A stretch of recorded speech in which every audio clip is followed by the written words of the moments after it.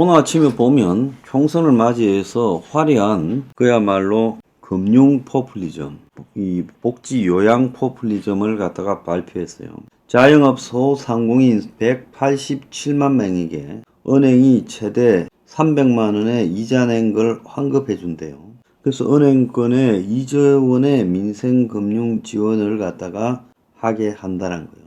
그래서 금리 4% 이상 낸 사람 자영업자 소상공인 187만 명에게 1년간 낸 이자 일부를 돌려주는데 연 4%를 넘는 이자를 냈으면 그 중에 90%를 돌려주고 대출금은 2억까지만 인정되고 환급 한도는 300만 원이다. 그러니까 100만 원에서 한 300만 원쯤 이렇게 되돌려 받는다는 거예요. 이자였어요. 이거 참 웃기는 이야기지요. 그 대규모 상생금융이라고 은행팔 비틀어 가지고 그래서 이렇게 하게 하는 것이 이게 옳은 것이냐는 겁니다. 그것뿐만 아닙니다. 연 10조 간병비 지옥을 근보로 지원해서 탈출한다는 거예요. 건강보험 재정 엉망인 거 다 알 거예요. 내년 7월부터 지금 간병병동 입원료 20%만 부담해서 170만 명이 혜택을 받게 된다. 그래서 2024년, 2027년까지 11조 혜택을 받는데 간호간병 통합 서비스에 현재 230만에서 400만으로 확대하고 그래서 170만 명이 사적으로 간병비를 내는 것을 들어주겠다. 그리고 간병가족 간접 비용을 절감시켜준다. 교통비, 식대, 일자리 포기, 기회상실 등의 비용들을 줄여주겠다. 또 요양병원의 간병비 급여 대상을 넓혀가지고 연간 1, 2조 들어주겠다. 이렇게 말을 합니다.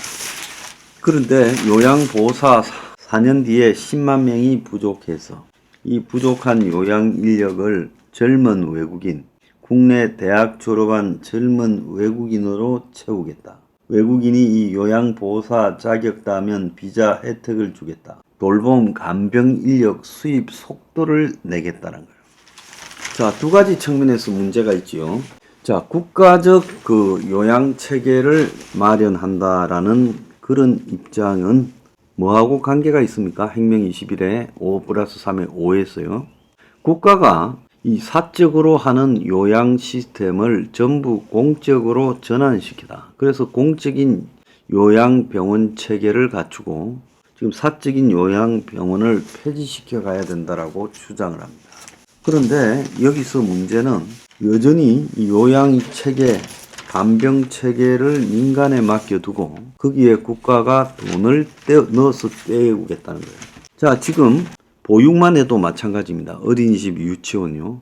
결국은 국가는 돈은 돈대로 지불하면서 공립 유치원, 유아원은 별로 없고 대부분 사립 유치원 등을 지금 정부가 돈은 써도 각 개별 가정은 거기서 또 3, 40만 원, 4, 50만 원까지 더 내야 돼요. 그것뿐입니까?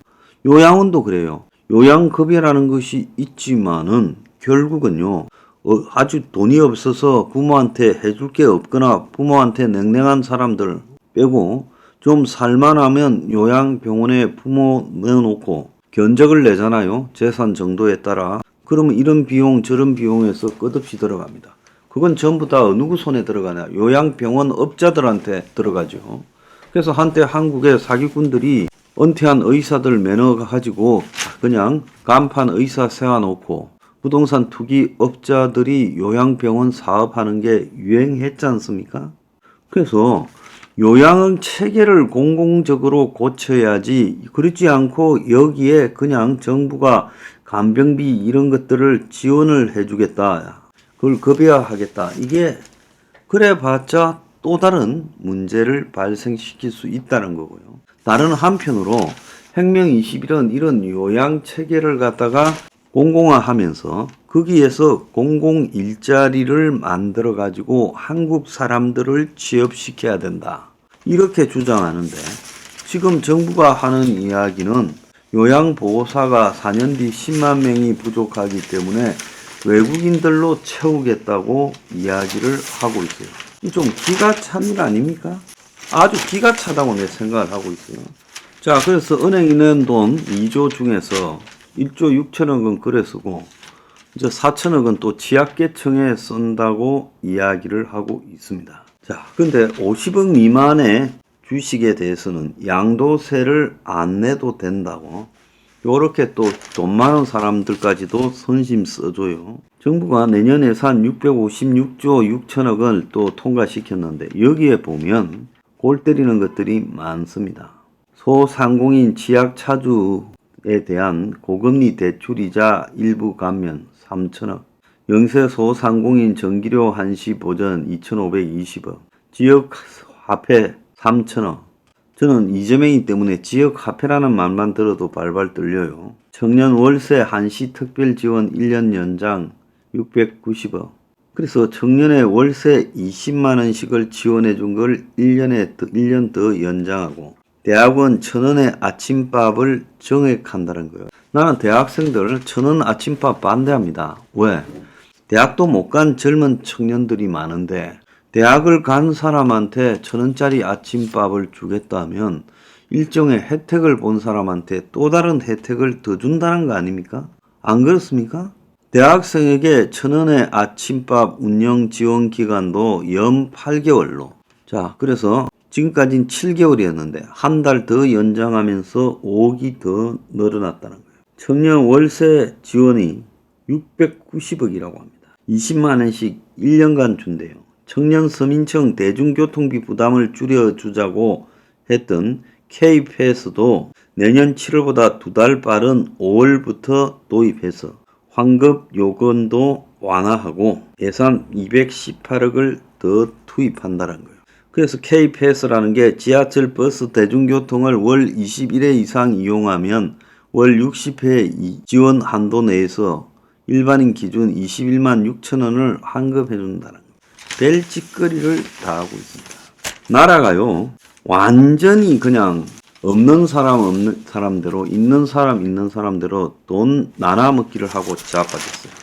이것이 옳은 것이냐? 자, 간병비 부담 경각만 하더라도요. 이게 국가의 공공적인 체계 속에서 간병 요양을 하도록 만들어야지. 이거를 갖다가 민간 체계를 운영하면서 거기에 돈을 지원해 주는 거. 이것이 맞는 거냐는 겁니다. 그래서 감당할 재정이 있느냐고 지금 지적까지도 나오고 있어요. 생명21은 어떤 형태로든 돈을 갖다가 직접 나눠주거나 이런 식으로 각자 나눠 가지는 형태의 복지, 또 팔 비틀어서 자본주의적이지 않게 돈 끌어내서 이자 돌려주는 정치, 이런 거 혐오합니다. 아니, 은행이 이자를 많이 벌었으면 애초부터 은행의 이자에 대한 법을 통한 통제를 해야지. 은행이 불법으로 벌은 것도 아닌데 은행 보고 돈 내놔라, 이자로 돈 많이 벌었지 않냐 해가지고 그 돈을 가지고 이자를 또 환급시켜 준다고 쇼를 합니까? 그럴 바에야 처음부터 이자를 철저하게 통제 관리하지요. 그뿐만 아니라 청년 월세부터 시작해서 K패스, 사람들을 일을 하게 해서 소득을 늘리도록 해야지. 월세 지원해주고 교통비 지원해주고 간병비 지원해주고, 간병비도 지원해주면요 그것이요 공공적 체계에서 지원해서 그래서 갈수록 이 간병 체계가 공공화될 수 있도록 해야지. 지금 사적 요양 체계를 갖다가 유지하면서 간병비만 저렇게 지원하는 게 뭔 의미가 있고, 또 더 나아가서 저기에 외노자들을 불러갖고 요양보호사를 써요, 간병사를 써요. 웃기고 자빠졌습니다. 철학이 부족한 탓이라 생각해요.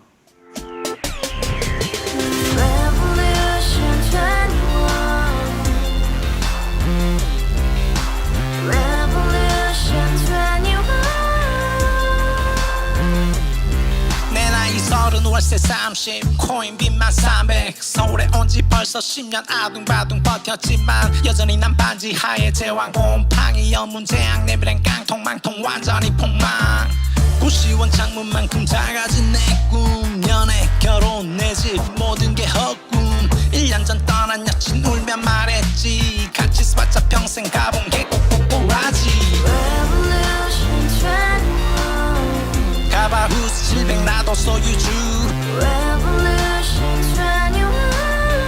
가바후스 700 나의 소유주. 핵식이 싸우라부지 마트캐셔 울어무니 우리 집안 다 털어봤자 후줄 그래 개선민 내 미래 거기서 팍 끝난 거지 팍더 이상 노력 따윈 괴물이 스펙 찾아서 말리 비오는 날 알바 잘려 맨날 학원 날 개쳐 발려 밤비 내리는 양화대교 홀로 걷고 있을 때 현수막에 아로 새겨진 평당 700짜리 아파트 다같이 소리 질러 혁명 21 Revolution 21 가바우스 700 나도 소유주 Revolution 21 가바우스 700 나의 소주 You and I, we live together in the house. Brand new day, and your dream had just begun. Revolution 21, only open happiness. 너의 곁에 내가 영원히 Yeah. 지금까지 정치인들 입만 열면 찝찝찝 개소리 멍멍멍 쳤다 하면 뻥 잘난 부모 만나 잘난 학교 나오면 뭐 하나 우동살이 꽉 찬 대가리 깡통 소리 텅텅